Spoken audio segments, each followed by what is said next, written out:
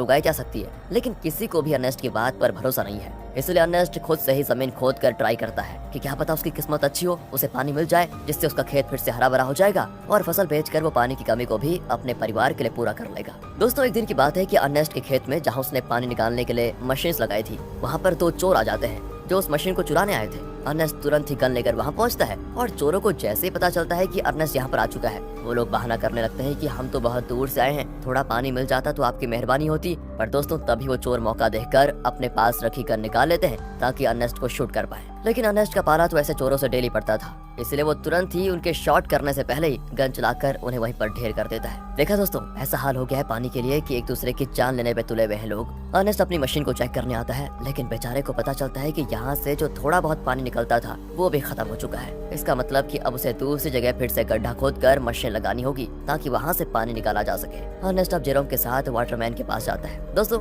Waterman ऐसे लोगों का ग्रुप है जो प्राइवेट कंपनी के लिए काम करते हैं, बड़ी बड़ी मशीनों को लगाना ताकि अंदर से पानी निकाला जा सके, और ये पानी शहर में सप्लाई किया जाता है। वैसे अर्नेस्ट इन लोगों को शराब या खाने पीने की चीजें डिलीवर करने का काम करता है। वो शहर से सारी चीजें अपने गधे पर लाद कर लेकर आता है और इन वाटरमैन को दे देता है। उन्हीं वाटरमैन में मैक्स नाम का एक आदमी भी शामिल है जिससे अर्नेस्ट की थोड़ी अच्छी पहचान होती है। अर्नेस्ट मैक्स से कहता है कि देखो भाई, तुमने यहाँ बड़ी मशीन लगाने का काम शुरू कर दिया है। यहाँ से थोड़ी दूर मेरा खेत है जहाँ पानी आता था वैसे, लेकिन तुम्हारे यहाँ वो बड़ी मशीन लगाने की वजह से जो थोड़ा बहुत पानी मेरे खेत को मिलता था अब वो भी बंद हो गया है। क्या तुम अपनी इन बड़ी मशीनों की लाइन दूसरी जगह नहीं लेकर जा सकते? मैक्स कहता है कि ये तो मेरा काम नहीं है, तुम्हें बात करनी है तो तुम हमारे बॉस से जाकर कर सकते हो। अर्नेस्ट को पता होता है कि बॉस तो उसकी सुनने वाला है नहीं, इसलिए वो बेचारा अपना छोटा सा मुंह लेकर जेरोम के साथ घर आने के लिए निकल आता है। लेकिन जब इंसान की किस्मत खराब हो तो उसके साथ बुरी चीजें होने में टाइम नहीं लगता। ऐसा ही अर्नेस्ट के साथ भी हो जाता है। आते समय उसके गधे का पैर पत्थर से टकराने की वजह से वो नीचे गिर जाता है और गिरने की वजह से उसकी एक टांग टूट जाती है। बेचारा गधा प्यास से पहले परेशान था, टांग टूटने से उसको और तड़पन होती है,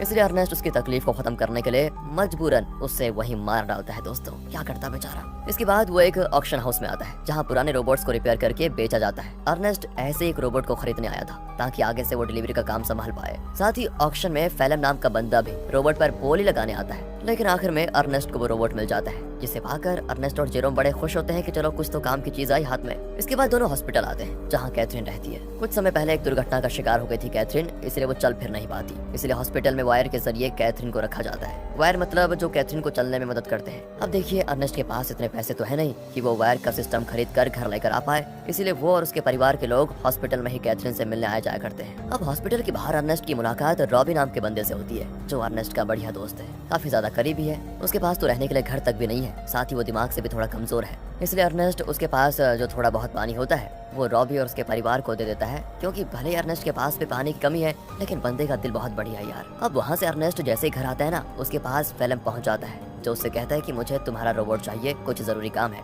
अर्नेस्ट को पता था कि फेलम एक नंबर का बदमाश आदमी है, वो रोबोट वापस करने में नाटक करेगा, इसीलिए दोस्तों अर्नेस्ट रोबोट देने से साफ मना कर देता है। साथ ही दोस्तों मैं आपको बता दूं कि फेलम और अर्नेस्ट की बेटी मैरी का एक दूसरे के साथ चक्कर चल रहा है। अर्नेस्ट ने कई बार मैरी को समझाया कि वो फेलम से दूर रहे, वो अच्छा इंसान नहीं है, लेकिन मैरी है कि सुनने को तैयारी नहीं होती। फेलम की वजह से वो तो अपने पिता से भी नफरत करने लगी है। बताओ दोस्तों, माँ बाप कभी गलत होते हैं क्या? जो बच्चे माँ बाप की बात नहीं मानते उनके साथ तो बुरा होता ही है, कहीं मैरी के साथ भी कुछ बुरा ना हो जाए। खैर आगे देखते हैं। अगले सीन में अर्नेस्ट एक और जगह गड्ढा खोद रहा होता है, इस उम्मीद में कि शायद वहाँ से कुछ पानी निकल जाए, लेकिन बड़ी मशीनों के पाइपलाइन के कारण आसपास का पूरा इलाका सूखा पड़ चुका था, इसलिए अर्नेस्ट को यहाँ भी निराशा का सामना करना पड़ता है। साथ ही गड्ढा खोदने के दौरान अर्नेस्ट जेरोम से बात कर रहा होता है। वो कहता है, जब मैं शहर गया था वहाँ मैंने एक लड़की को देखा जिसके बाल तो छोटे हैं लेकिन देखने में बहुत सुंदर है। तुम तो बेटा बड़े हो चुके हो, कहो तो तुम्हारी बात करवा दो उससे। मैं नहीं जानता कि इस हालत में हम कब तक जिंदा रह पाएंगे, इसलिए हमारे पास जो भी पल बचे उन्हें अच्छे से जी लेना चाहिए हमें। और दोस्तों ऐसे ही बाप बेटे आपस में बात करते हुए कुछ टाइम एक दूसरे के साथ बढ़िया तरीके से बिताते हैं। इसके बाद अर्नेस्ट जैसे ही घर आता है,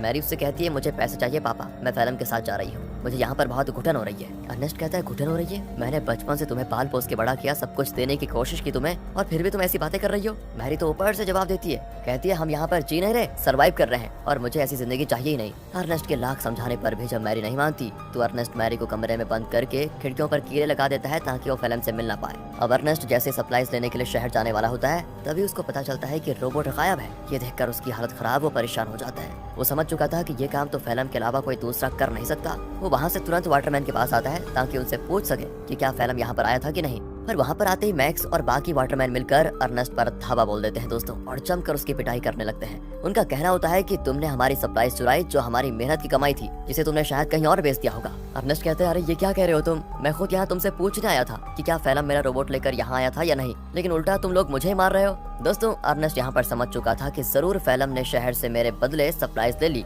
और उसे वाटरमैन को देने के बजाय चुरा कर कहीं और लेकर चला गया। इसलिए दोस्तों अर्नेस्ट जैसे तैसे वाटरमैन से पीछा छुड़ाकर फैलम को ढूंढने के लिए निकल जाता है, जो उसे मिल भी जाता है। साथ ही अर्नेस्ट का शक भी सही था, उसने ही सप्लाई चुराई थी दोस्तों, जिससे वो बड़े आराम से खा पी रहा था। इसलिए अर्नेस्ट गन पॉइंट पर लेकर फैलम को डरा देता है और उसे वाटरमैन के पास ले जाने लगता है, ये बताने के लिए कि सप्लाईज मैंने नहीं फैलम ने चुराई थी। आगे बढ़ते हुए दोनों काफी ज्यादा थक चुके थे। अर्नेस्ट सबसे ज्यादा थक चुका था और साथ ही साथ उसका पानी भी खत्म हो चुका था। इसीलिए दोस्तों फैलम अर्नेस्ट को बहकाने की कोशिश करता है कि मैंने सप्लाईज की थोड़ी शराब पी ली थी और थोड़ी बची है, मेरी मानो तो बची हुई शराब हम दोनों आधा आधा बांट कर पी लेते हैं। ज्यादा से ज्यादा वाटरमैन क्या करेंगे, मुझे मारेंगे ही ना, लेकिन अगर हमने पिया नहीं तो हम प्यास से जरूर मर जाएंगे। इस पर अर्नेस्ट मान जाता है, लेकिन जैसे ही वो फैलम को रस्सियों से आजाद करता है, फैलम उस पर ही हमला कर देता है। बेचारा अर्नेस्ट पहले से ही थका हुआ था और मार खाने की वजह से उसका काफी ज्यादा खून बहने लगता है। इसके बाद तो फैलम जबरदस्ती बाकी सारी शराब अर्नेस्ट के मुंह में डाल देता है, ताकि जब वाटरमैन उसे देखे तो उन्हें यकीन हो जाए कि अर्नेस्ट ने ही सप्लाई चुराई थी और उसी ने उनकी शराब पी ली। इतना ही नहीं दोस्तों,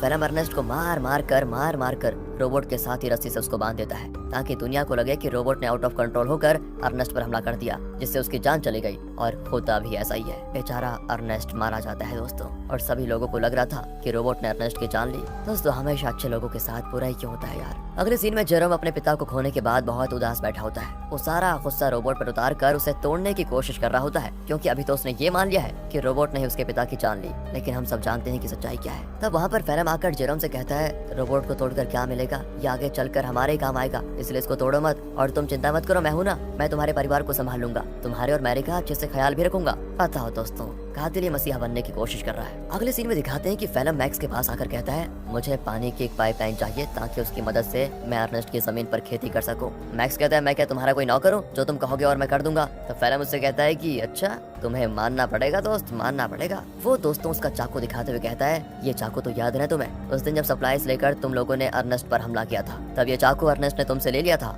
और मुझे ये चाकू उसकी बॉडी के पास मिला, जिसमें तुम्हारा नाम लिखा हुआ है। सभी जानते हैं कि मरने से एक रात पहले सप्लाईज लेकर तुम्हारी और उसकी लड़ाई हुई थी। तो मैं क्या सोच रहा था कि मैं जाकर सभी को ये बात बता देता हूँ कि लड़ाई के दौरान तो मैक्स अर्नेस्ट को नहीं मार पाया, लेकिन अगले दिन जब उसे मौका मिला तो उसने अर्नेस्ट को मार दिया और आरोप डाल दिया रोबोट पर। ये सुनकर मैक्स घबरा जाता है और फैलम की बात मानते हुए कंपनी से छुपाकर एक सीक्रेट पाइपलाइन अर्नेस्ट के खेत में चालू करवा देता है, जिससे दोस्तों खेत को पानी मिलना शुरू हो जाता है। सभी बड़े खुश होते हैं कि यहाँ पर फिर से खेती हो सकेगी। फैलम दोस्तों डेली हल जोतता है ताकि फसल उगा पाए। देखते देखते उसकी मेहनत रंग ला जाती है और खेती में चारों तरफ फसल उगने लग जाती है, जिसे देखकर जेरोम और बाकी सभी बड़े खुश होते हैं। साथ ही फैलम और मैरी रिलेशनशिप में भी थे, जिस वजह से मैरी प्रेग्नेंट हो चुकी थी, इसलिए उन दोनों की शादी करवा दी जाती है। शादी से फैलम बड़ा खुश था, लेकिन अंदर ही अंदर उसे ये भी याद आ रहा था कि ये सब अर्नेस्ट का था, जो उससे मैंने छीन लिया। आज वो जिंदा होता तो ना ही मैरी से उसकी शादी होती और ना ही ये खेत उसे मिलता।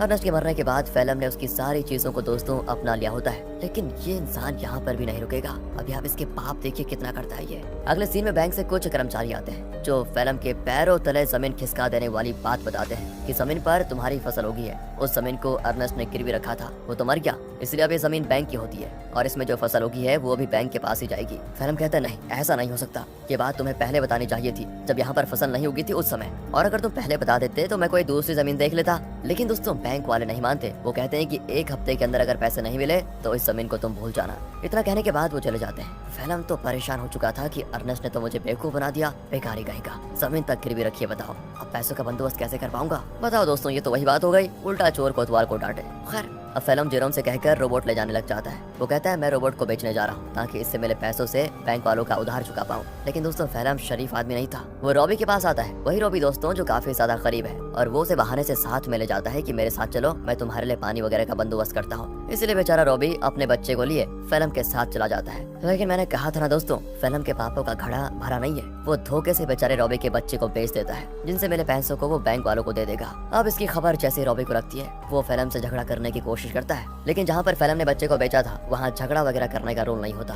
बच्चा बिक गया तो डील कभी नहीं टूटेगी। इसलिए वो बदमाश लोग रॉबी को शूट करके मार देते हैं दोस्तों। साथ ही वो फैलम को भी शूट करने की कोशिश करते हैं, क्योंकि उन्हें तो लगा था कि फैलम रॉबी की परमिशन के साथ उसके बच्चे को बेच रहा है। इसलिए फैलम जैसे तैसे अपनी जान बचाकर दोस्तों वहाँ से भाग ही जाता है। साथ ही वो रोबोट को वहीं छोड़ देता है, क्योंकि उसे जेरोम को भी तो बताना है कि ये पैसे बच्चे को बेचकर नहीं बल्कि रोबोट को बेचकर आए हैं। क्या कहें दोस्तों, कितना बुरा आदमी है यार फैलम। तभी तो दोस्तों अर्नेस्ट अपनी बेटी मैरी को मना कर रहा था इसके साथ रहने के लिए। अगले सीन में बैंक को पैसा देने की वजह से जमीन फिर से फैलम की हो जाती है, तो वहीं रोबोट आगे बढ़ते हुए अपने ओरिजिनल ओनर के पास जाने के लिए निकल पड़ता है, क्योंकि जब वो बदमाश लोग फैलम और रॉबी को शूट कर रहे थे तो कुछ गोली रोबोट को भी लग गई थी, जिससे हुआ ये कि रोबोट की डिफॉल्ट सेटिंग ऑन हो गई और इसीलिए वो अपने ओरिजिनल ओनर के पास जा रहा है, जो कि शहर में रहता है और ओनर का नाम है केल्विन। वो जैसे उस रोबोट को देखता है तो बिल्कुल हैरान हो जाता है कि ये किसका रोबोट घूमकर वापस मेरे पास आ गया। उस रोबोट पर दोस्तों अर्नेस्ट का नाम लिखा हुआ था, इसलिए केल्विन रेडियो के जरिए अर्नेस्ट से संपर्क करने की कोशिश करता है ताकि वो आगे आए और अपने रोबोट को वापस लेकर जाए। जेरोम तो जैसे ही रेडियो को ऑन करता है तो बिल्कुल हैरान हो जाता है